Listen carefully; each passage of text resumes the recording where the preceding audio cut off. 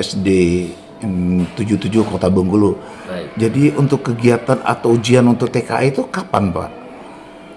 Untuk kita SD 77 sudah kita ajukan sesuai dengan juknis yang dikeluarkan oleh kementerian, itu antara tanggal 20 sampai tanggal 30 April, dan kita mengambil di awal tanggal 20 sampai tanggal 23 karena peserta kita terdiri dari 6 rombel dengan 192 siswa kelas 6, maka kita laksanakan dalam 2 gelombang dan 4 sesi setiap gelombang.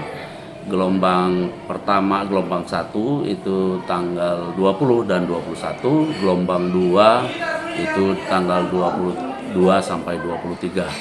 Dan ini kami sudah mempersiapkan segala sesuatunya, termasuk tersedianya laptop atau Chromebook yang kita hanya memiliki 15, dan sesuai dengan edaran dari dinas kita meminjam sebagian untuk mencukupkan dari SMP 19.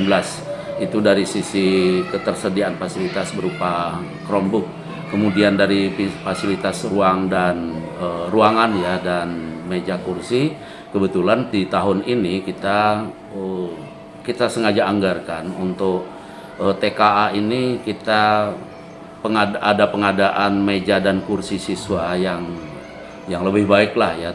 Jadi karena itu maka kita letakkan penempatannya pada ruang yang akan digunakan sebagai ruang kegiatan TKA.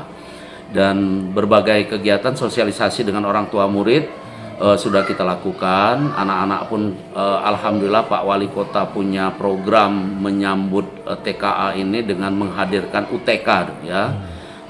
Di bulan Februari yang lalu, ujian Tobokito yang tujuannya adalah untuk melatih anak-anak agar tidak serta-merta tahu-tahu ketemu soal TKA. Lalu Pak Wali punya inisiatif luar biasa ini dari Pak Wali Kota, meluncurkan namanya program UTK, ujian Tobokito, khusus untuk Kota Bengkulu. Dan kami berterima kasih kepada Pak Wali untuk yang mewajibkan dalam tanda petik ya seluruh sekolah SD SMP di Kota Bengkulu untuk seluruh siswa untuk mengikuti TKA ini. Dan TKA ini sangat penting karena ini ada 2 dimensi yang diukur. Yang pertama dimensi kompetensi siswa khusus berkenaan dan kompetensi dasar, yakni numerasi dan literasi. Kemudian ada dimensi lain yang kedua adalah mengukur kualitas dan situasi atau keadaan lingkungan belajar dan karakter. Karena di hari pertama itu ada mata pelajaran matematika dan survei karakter, dan di hari kedua itu ada mata pelajaran bahasa Indonesia dan survei lingkungan belajar. Dan itu semua diprogramkan oleh kementerian. Kami juga berterima kasih dengan Bapak Menteri dan pihak Kementerian Pendidikan dan Kebudayaan Republik Indonesia, terutama Kementerian Pendidikan Dasar dan Menengah yang telah meluncurkan TKA ini. Semoga anak-anak kita setiap periode, setiap tahun meluluskan lulusan yang standar, baik itu kemampuan literasinya maupun kemampuan numerasi. Dan kami menyambut baik itu. Terakhir nih Pak, ini kan TKA itu di tanggal 20 ya Pak? Ya. Artinya itu himbauan kepada murid dan juga kepada wali murid supaya anak-anak ini belajar untuk ujian TKA di hari tanggal 20 tersebut. Seperti mana Pak?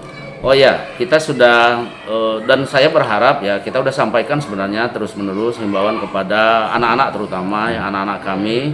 Kami berharap dijadikanlah TKA ini sebagai alat ukur bagi kemampuan diri kita untuk menyongsong masa depan. Karena itu harus disikapi dengan secara serius. Kami sarankan, kami anjurkan, kami mohon pada anak-anak kami untuk selama persiapan TKA dan mengikuti TKA secara sungguh-sungguh gitu kan, dan juga mempersiapkannya dengan sungguh-sungguh dengan cara belajar yang berhenti dulu melakukan kegiatan yang tidak terlalu penting. Dan saran kepada orang tua murid, kami juga minta bimbingannya di rumah bagi anak-anak kita untuk persiapan TKA. Tolong orang tuanya mengawasi untuk anak-anak tidak bermain terlalu jauh keluar entah kemana gitu kan di lingkungan, karena mereka sedang mempersiapkan ujian TKA ini. Harapan kita anak-anak dapat mengikuti dengan baik dan memperoleh nilai yang baik gitu. Itu yang jauh lebih penting, memperoleh hasil ya, tidak hanya nilai, hasil yang baik di TKA. Saya kira itu orang tua mohon kerjasamanya untuk memastikan bahwa anak-anak kita belajar di rumah dalam rangka mempersiapkan TKA ini dan mengurangi aktivitas yang tidak terlalu penting, karena ini akhir dari studi anak-anak kita di sekolah dasar. Oke,